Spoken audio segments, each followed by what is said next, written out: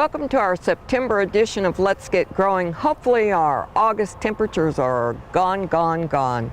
Mow your lawn as needed. Remember that we never want to remove more than 1/3 of that total leaf blade. Now you can get out and plant those wildflower seeds, and look at this long list of wildflower seeds that you can plant. Remember that if they're going to go to seed, your lawn will look ratty all the way up until June. So you're going to need to put those in an area where you won't break code by going above 12 inches in your front yard. But to plant wildflower seeds, make sure they have seed contact, so lower that mower as low as it'll go and then throw your seeds out. It's that easy. And remember, there's a long list of vegetables here that you can plant in September, and you'll have a fall garden that'll be less work, less fertilizer, less water, less weeds. So get out there and plant that fall vegetable garden. September has a long list of things that need to be done in the landscape. Separate your irises and your lilies and share with a friend. And then start to separate the rest of your perennials, and remember, sharing with a friend brings good luck. After the first soaking rains in September, put out your cool season grass seeds such as rye and fescue. But remember, you'll be mowing all winter long. Now also in mid-fall or mid-September, we're going to start planting all our fall annuals in flats. Sow those seeds in flats and be ready to put some flowers out mid-fall. Fertilize your trees and your lawns with the fertilizer 15-5-10 with sulfur. Make sure to read on the back and see that the bag has sulfur in it. Sulfur is going to change your pH and make the nutrients that are there more readily available. Remember that fertilizing in the fall, the plants take it up and store it, and they're ready to go in the spring.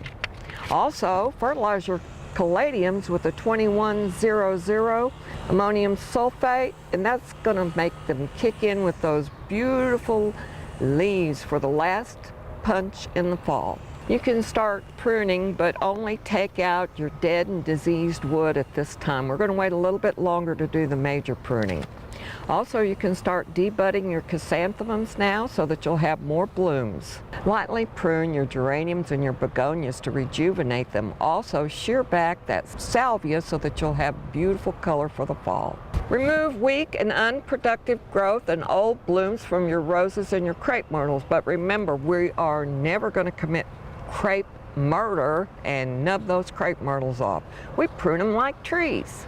Just hand water newly planted areas and your annuals, and use sprinklers everywhere else so that you get a thorough soaking down 6 inches deep. Check it with a screwdriver to make sure you're getting it 6 inches down. Plants with green fruit or berries need to be watered regularly this time of year. If you don't water your eggplants and your cucumbers, they're going to become bitter. And if you don't water those berry producing plants like your hollies, then they're not going to ripen on the plant, and there won't be anything to feed the wildlife and the birds. Caladiums and coleus need plenty of water or they're going to drop their leaves, and we're only growing them for leaves, so they won't be very attractive. Water those long lawns as needed, deep and thoroughly, so we can force that root system down, and then they'll be ready to jump off next spring. And everybody is into succulents, and we need to separate those just like we do our other plants. So look at this. Is this not overrooted? Does it not need help? This is in the aloe vera family, and it stays really small, so it is perfect for an interior environment. It takes a lot of filtered sun, but not direct sun. And in less light, their little leaves will open up a little bit more. Now you can see I'm having a little bit of trouble getting this apart. But you just pull them off. See how it was joined to the plant, and now I've got one little root. And these are called pups. And you can see where it's broken off, and there's even another little baby coming out. And then we have the original. We're going to remove. You can see that the roots at the bottom were somewhat desiccated.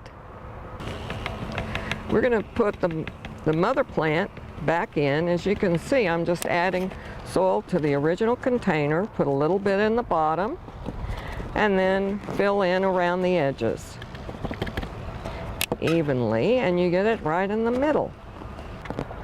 And I just barely firmed it. We don't want to pack it in too tightly. A little bit more. And some on this side to set it up straight. Oops. And there's Mom, ready to reproduce again. So what do we do with all these babies? We're going to repot these into 4-inch containers. And see, I've already placed the soil in the container. Now I've made a little hole with my finger. I take this long root and make sure that it goes down, and then just firm the soil. Now make sure that the plant is stable, because if it's not, it won't put out any more roots. So I'm fairly stable.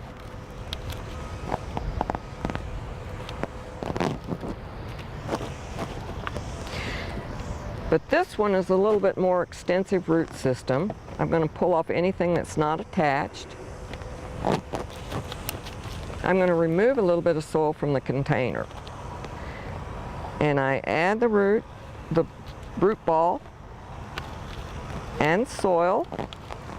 And see, I have a little pup on the side, so I want to be a little bit careful with it.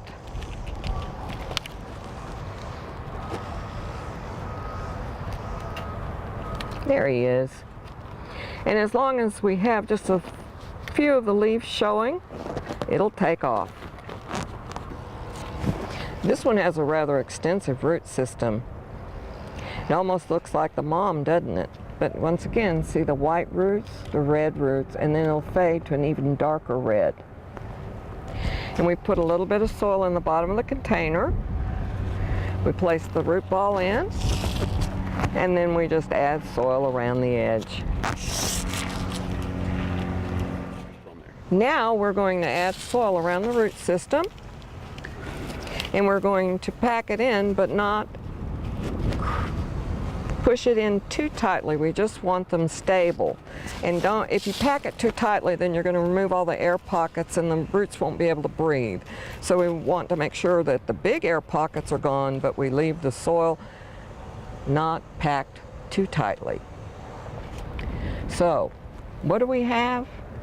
We have 1, 2, 3, 4, 5 from 1. I think that's pretty good odds. Well, that's a wrap on our September edition of Let's Get Growing. So now you get out there and get growing on those vegetables.